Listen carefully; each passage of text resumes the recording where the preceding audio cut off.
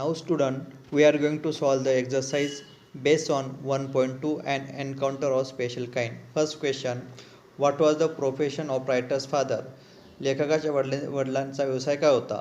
The writer's father was a medical professional working for a private company. ते medical professional होते. Second, describe the campus. Campus म्हणजे सभोवताल बंगल्याचा. Campus where the writer's family lived. The campus where the writer's family lived was large. Small bungalows were built for the officers. There was an officers' club next to the boundary wall of the writer's garden. The campus was luxurious with green grass, colorful flowers, and many big trees. Next, how did the family relax after lunch? Lunch झाल्यानंतर ते कसे family relax होती. After a heartly lunch the writer's parents and younger sister lay down for a afternoon nap. The writer settle down to read a story book. Next, what wicked custom is practice by animals who lived in group. ग्रुपमध्ये राहणारे जे काही प्राणी आहेत त्यांच्यामध्ये कुठली वाईट प्रथा आहे. According to a custom practice by animals who lived in group, a dominant male usually does not allow other male baby or adult to survive within its group. Question number 5. What attempts help the baby langur to review? त्या baby लंगूरला शुद्धीवर आणण्यासाठी लेखकाने कुठले प्रयत्न केले. The writers flashed cold water on the baby langur. The writer also offered him a peel banana. These attempts helped the baby langur to review. Next question 6. When did the baby langur finally find comfort? त्याला comfort समाधान कुठे मिळालं. The baby langur finally found comfort in his mother's arm. आईच्या कुशीत गेल्यानंतर त्याला आरामदायक वाटले. Question number 7. What truth about animal human relationship did the incident reveal to the narrator. या पाठाद्वारे लेखकाने प्राणी आणि अनिमल यांच्या संबंधी कुठले सत्य विशद केलेले आहे. The incident reveals to the narrators that interspecies communications of mutual trust is a reality.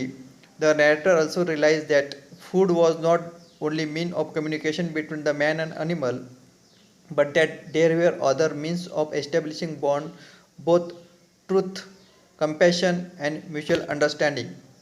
Question number 8. What did the mother see to convey to the narrator? ती आई लेखकाला कुठला संदेश देऊ इच्छित होती. The mother tried to convey her gratitude to the narrator. ती आपली कृतज्ञता व्यक्त करू इच्छित होती. हा संदेश तिला आपल्या बॉडी लँग्वेजमधून द्यायचा होता लेखकाला. Page number 12. Question number 1. English workshop. State whether you agree or disagree with the following statement. Justify your choice with proper reason. खाली आपल्याला काही वाक्य दिलेले आहेत. त्या वाक्यात तुम्ही सहमत आहात की असहमत आहात ते तुम्ही ते लिखाण करायचे आहेत. सहमत असाल तरी त्याचं विश्लेषण द्यायचं आहे. असहमत असाल तरी तुम्ही त्याचं विश्लेषण द्यावायचं आहे. First question. The compound where the writer was living rich in nature's bound. लेखक जिथं राहत होता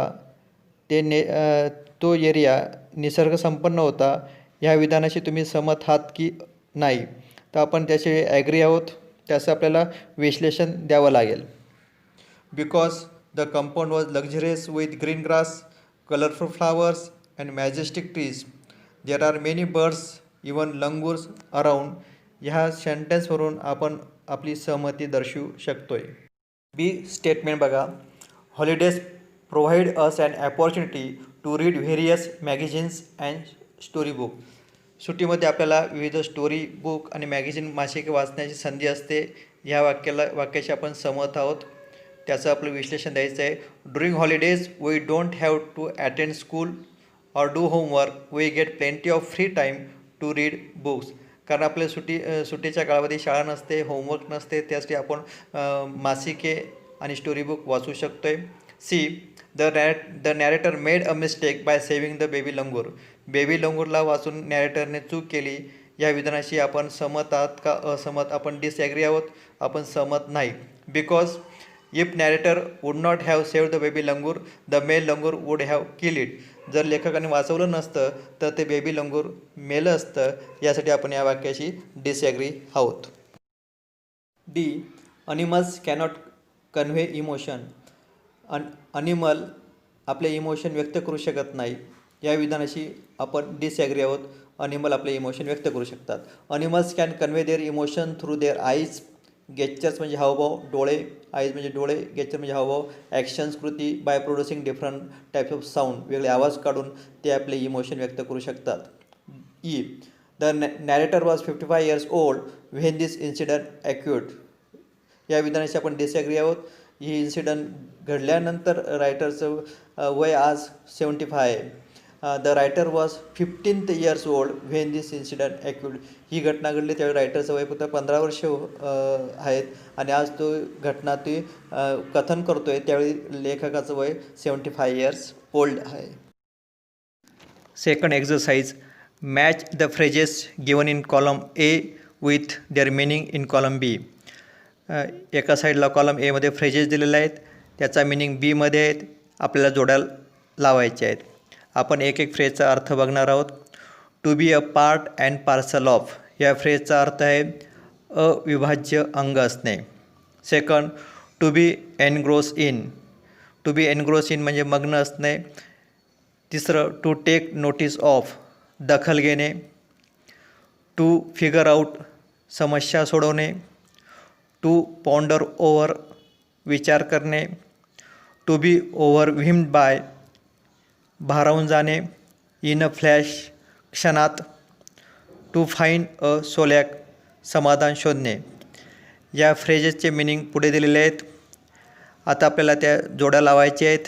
याची उत्तरे आपल्याला खाली आपण दिलेले आहेत. त्यानुसार ही एक्झरसाइज तुम्ही सॉल्व करणार आहात. आपल्याला अर्थ समजलेला आहे. आता त्या सहज पद्धतीने आपल्याला खालील उत्तरावरून आपल्याला त्या जोड्या लावायच्या आहेत. या जोड्या लावत असताना समोरासमोर लिखाण करायचे आहेत. मी जसं दाखवलेलं आहे त्या पद्धतीने तुम्ही खाली लिहिता कामा नाही. परीक्षेला त्याचे गुणदान दिले जात नाही. जी काही फ्रेज आहे त्या फ्रेजच्या पुढे तो अर्थ लिखाण करणं येतं अभिप्रेत आहे. Activity number 3. Write your own words. स्वतःच्या शब्दामध्ये आपल्याला खालील घटनांची माहिती लिखाण करायची आहे. पहिली घटना आहे, why did the narrator ignore the barking of dogs. लेखक कुत्र्यांच्या आवाजाकडे दुर्लक्ष का करत होता. He deeply observe in a book. कारण लेखक पुस्तक वाचण्यात मग्न होता. The narrator thought that the pack of dogs as usual must have trapped and unfortunate pig. लेखकाला सुरुवातीला असं वाटलं की एखादं दुर्दैवी डुकराचं पिलू कुत्र्यांच्या मध्ये अडकलं असेल, त्यासाठी ते कुत्रे भुंकत असतील, ह्यासाठी लेखकाने ह्या घटनेकडे दुर्लक्ष केले. Second, why did mother langur make no effort to grab her baby from the coop. खुराड्यातून त्याला उचलण्याचा प्रयत्न काय केला नाही त्या मदर लंगूरच्या आईने. She watching every move of the narrator. ती लेखकाचं बारकाईने निरीक्षण करत होती आणि त्यावेळी ते लक्षात येत होतं की हा मुलगा आपल्या पिलाला मदत करतो आहे. Second, she was convince that no harm was been done by her child. आणि तिला लक्षात आलं की आपलं पिलू लेखकाच्या हातात सुरक्षित आहे, ते त्याची काळजी घेत आहे, त्याला धोका नाही, ही गोष्ट आईला लक्षात आली. त्यासाठी मदर लंगूर आपल्या पिलाला त्या कूपमधून सोडवण्याचा सुरुवातीला प्रयत्न केलेला नाही. Activity number 4.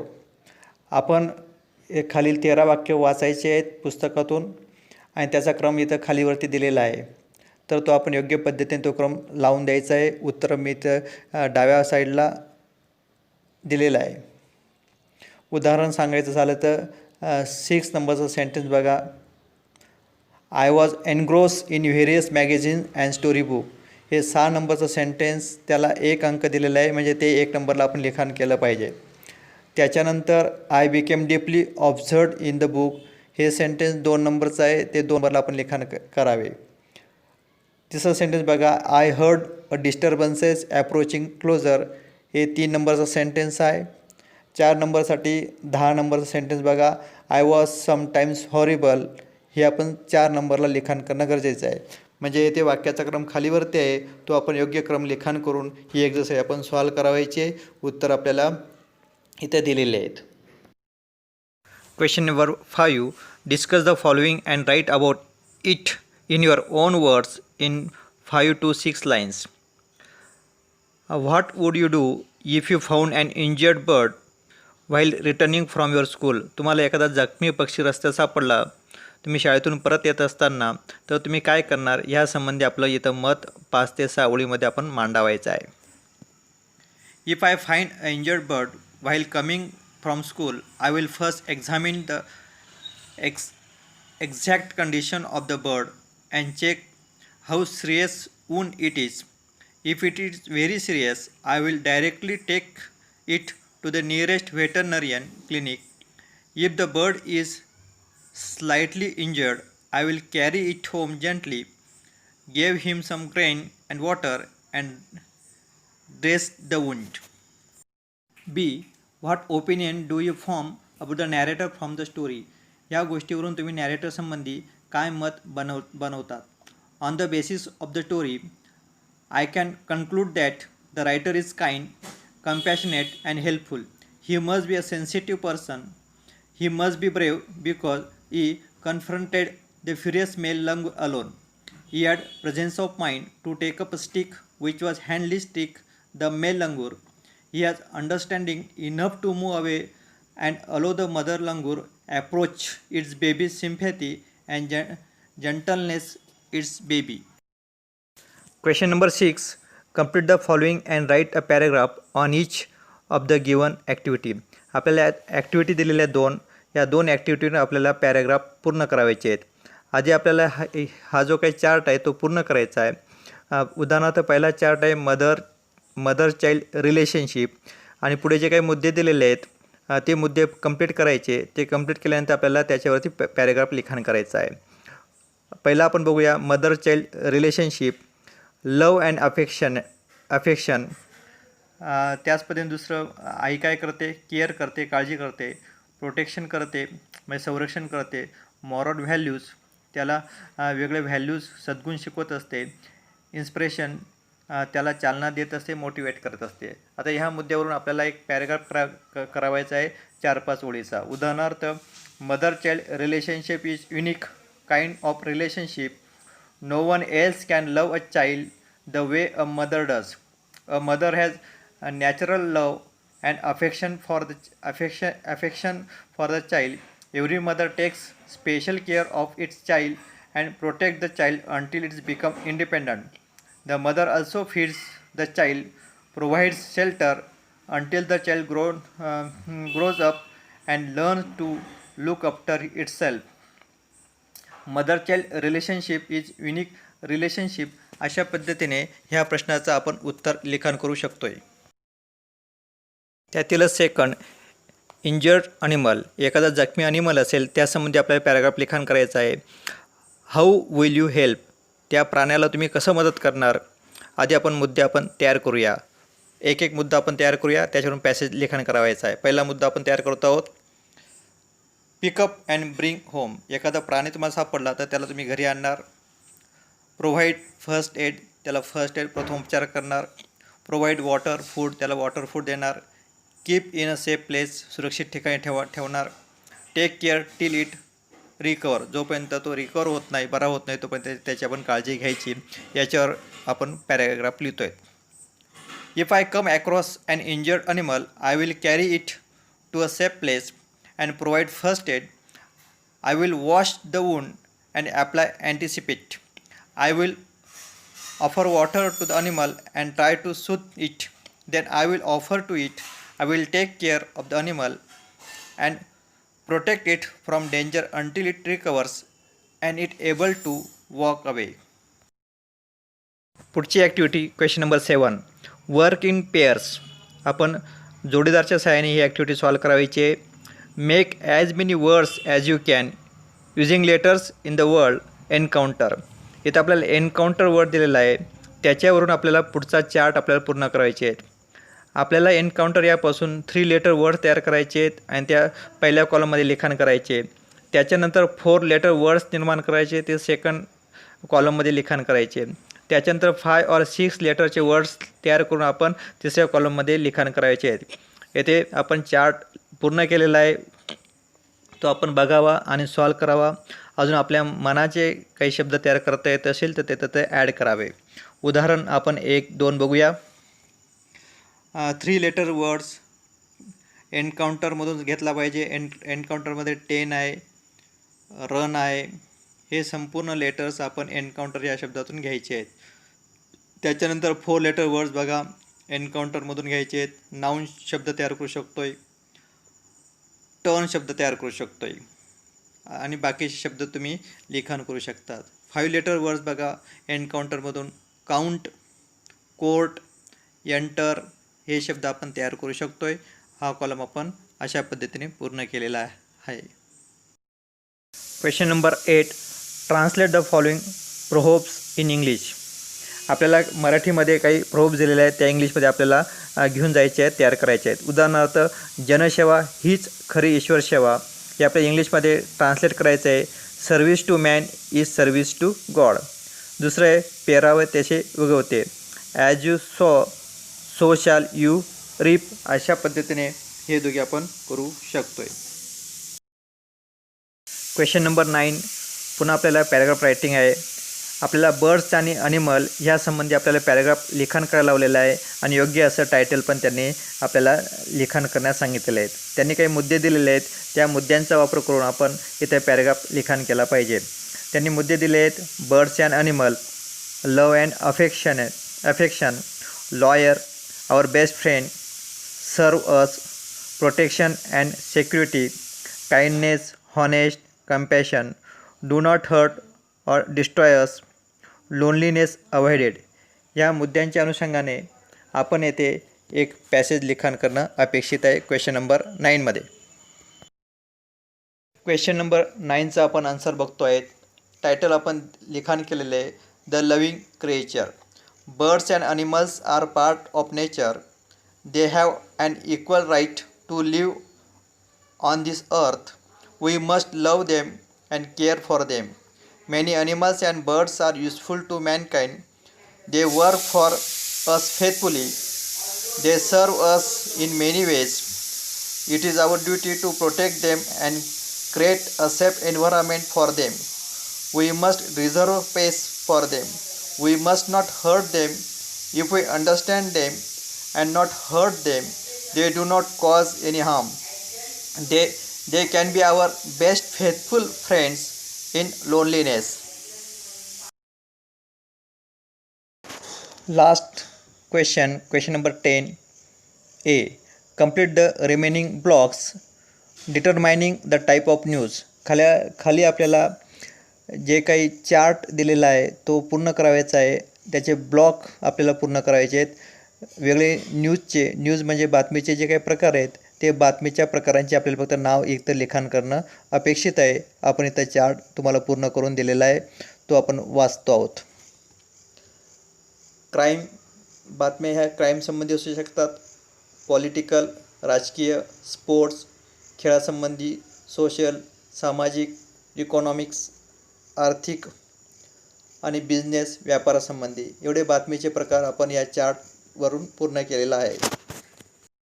विद्यार्थी मित्रांनो, क्वेश्चन 10मध्ये ABC 3 उपप्रश्न आहेत. आपण ह्या उपप्रश्नाचा अभ्यास केलेला आहे. बीचाही आपण अशाच पद्धतीने अभ्यास करावायचा आहे. इथं आपल्याला पुन्हा एक बातमी तयार करायची आहे. ती बातमी कशी तयार करायची याचं उत्तर आपण लिखाण केलेलं आहे. आपण ते वाचावायचं आहे, वहीमध्ये नोंद करून घ्यायचं आहे.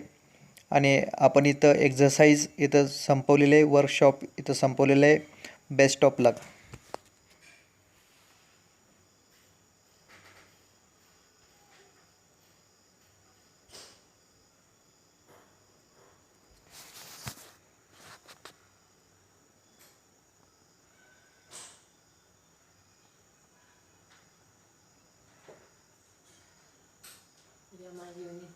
कुठला विषय? इंग्लिश झालेला आहे. त्या दिवशी केलं काय काय पोर्शन काय काय?